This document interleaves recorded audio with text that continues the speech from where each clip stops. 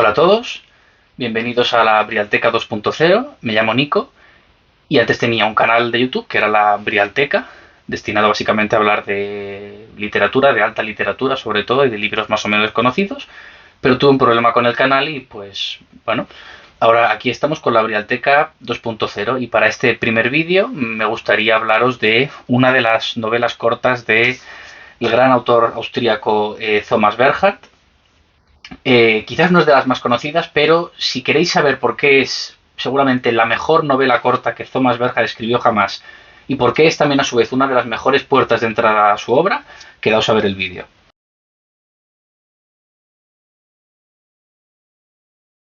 Bien, como os decía, esta novela de Thomas Bernhard, titulada Sí, en esta edición de Anagrama,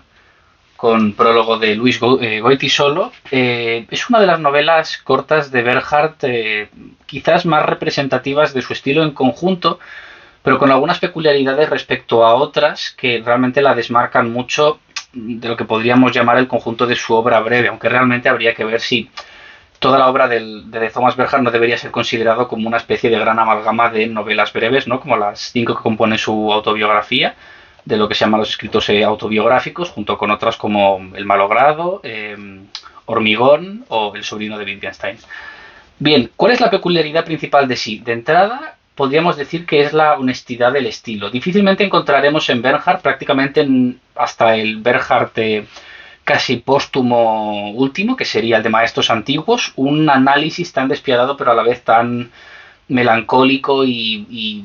sacrificado, diríamos incluso, de las relaciones humanas, especialmente de las relaciones entre hombres y mujeres, porque uno de los principales problemas que puede plantear a nivel crítico la obra de Bernhard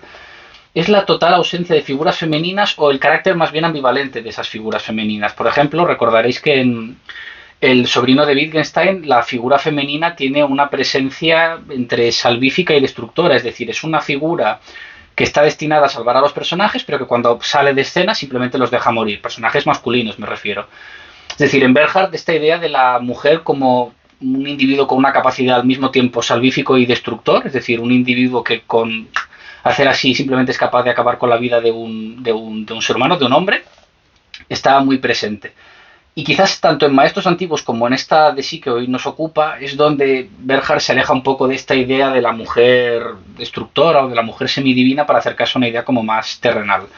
de los personajes femeninos. Bien, ¿y de qué trata Sí? Pues sí parte de algo, de un inicio que podríamos calificar de anecdótico realmente, como suele suceder en Bernhard,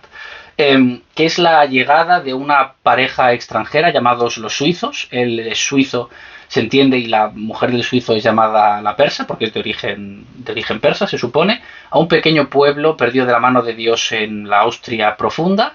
Eh, y esta llegada de estos dos extranjeros para buscar presuntamente un terreno para construirse una casa y en la que vivir, digamos, a partir de la jubilación del marido, digamos,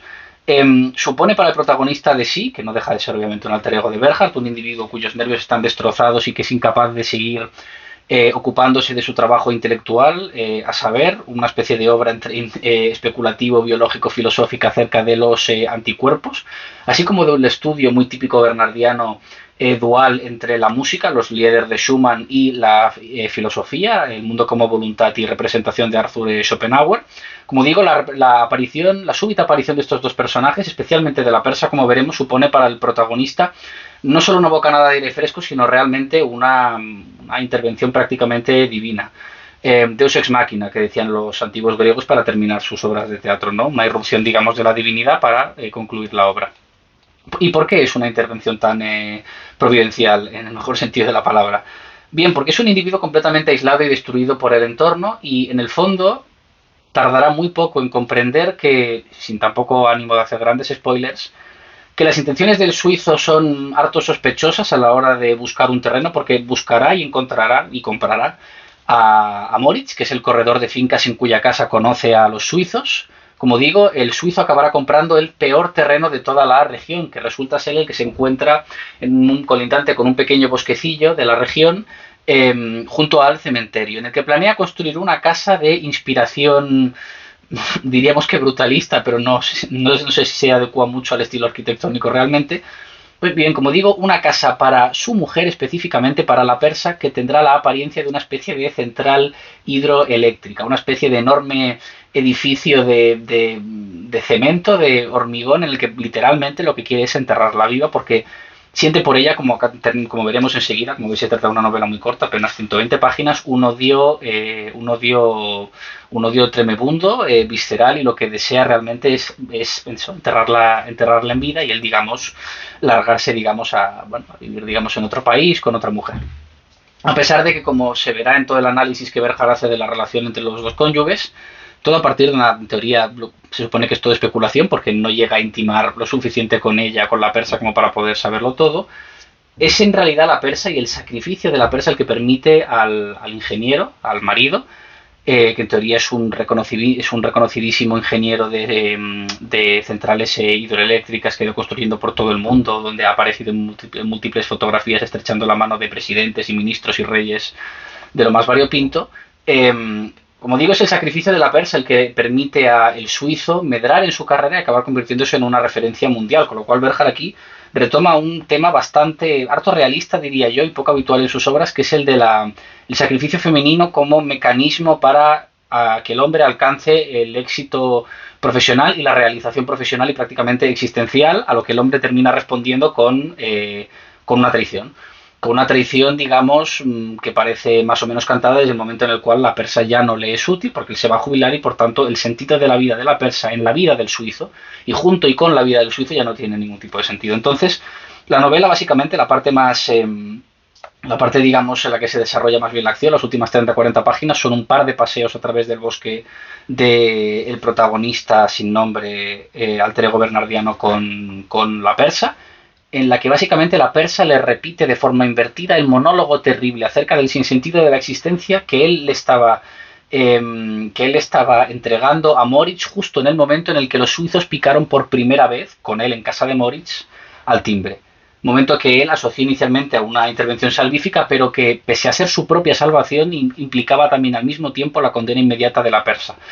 Retoma, como digo, Berhardt en esta obra también lo que podríamos considerar todos los principales temas de la tragedia griega según fueron detectados, según fueron analizados en Antígona, que irían desde la violencia del hombre contra la mujer, a saber, el suizo contra la persa, la violencia de la naturaleza contra el hombre, o la tendencia del hombre a resistirse a la violencia inherente a la naturaleza, en este caso el propio ambiente degradado de la campiña austríaca. La naturaleza totalmente inhumana y de estructura de la arquitectura humana, en este caso condensada perfectamente en la imagen de la casa pseudocentral hidroeléctrica, en la que la pobre persa apenas tiene lugar para estirarse en un burdo catre y tomar somníferos hasta prácticamente morir, como veréis. Y también, por otro lado, la violencia, obviamente, que el hombre inflige a la mujer una vez esta ya no le resulta necesaria. La problemática del amor como una forma de comunicación y de egoísmo compartido que no puede ser superado cuando los dos individuos manifiestan un sufrimiento que es excesivamente poderoso y profundo, que es precisamente lo que ocurre aquí, y esto es lo que hace más interesante la novela. Sí, al final es una historia de amor, cosa que yo creo que no hemos visto nunca en una novela de Berhardt. Se podría citar la sección de Maestros Antiguos, pero Maestros Antiguos en realidad es el recuerdo de una relación hermosa, que simplemente llega a su fin porque la mujer del protagonista fallece. Entonces todo es, digamos, toda la gran perorata de Maestros Antiguos del crítico de arte y musicólogo Reger, al final no deja de ser un recuerdo de por qué la existencia se le ha vuelto completamente hostil e inhóspita de todo punto tras la muerte de su mujer. Entonces, en este sentido, hay algo que yo no llamaría quizás candidez, pero sí una cierta honestidad emocional, un estilo quizás algo más juvenil, no en un sentido peyorativo, sino más bien de apertura, de lucidez, de